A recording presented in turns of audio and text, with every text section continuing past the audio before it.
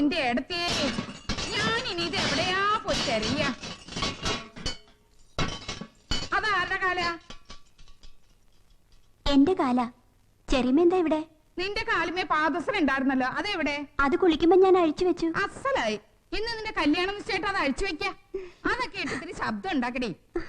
ഏടത്തിയുടെ നിലവിളക്ക് കട്ടിലിനിടയിലുണ്ടെന്ന് ദിനകരൻ പറഞ്ഞിട്ട് അതിവിടെ കാണാനില്ലല്ലോ. ആരെങ്കിലും കട്ടോണ്ട് പോയോ ആവോ? നാട് നിറച്ച് കള്ളന്മാരാ. എന്താ ചെയ്യാ? അതിനാല് വിഷുക്കണി വെക്കാൻ ചെറിയച്ചൻ കൊണ്ടുപോയതല്ലേ, പിന്നെ ഇങ്ങോട്ട് വന്നിട്ടില്ല. ഓ,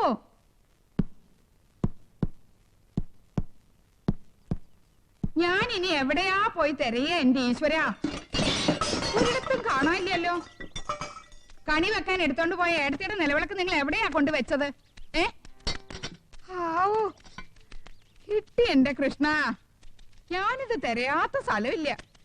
മാഷിന്റെ അത് ഏടത്തേക്ക് വിളക്ക് വെക്കാൻ പോവാ. എന്തിനാ ഇങ്ങനെ ഓടിക്കതച്ച് സോപ്പ് പതിപ്പിക്കണത്? താടി പിടിക്കല്ലേ?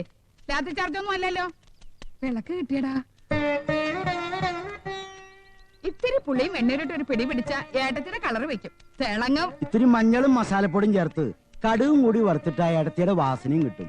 ഈ വീട്ടിൽ എത്ര വിളക്കുണ്ട്, ഇത് തന്നെ അങ്ങോട്ട് കത്തിച്ചു വെക്കുന്നത് ഇവൾക്ക് എന്താ അത്ര നിർബന്ധം? ശരിയായിട്ട് ഇത് തന്നെ കത്തിക്കണമെന്ന് എനിക്ക് നിർബന്ധ.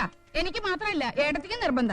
അച്ഛൻ ചെറിയൊരു മയക്കത്തിലാ. അയ്യോ, ഒന്നുമില്ല, ഉറങ്ങുക.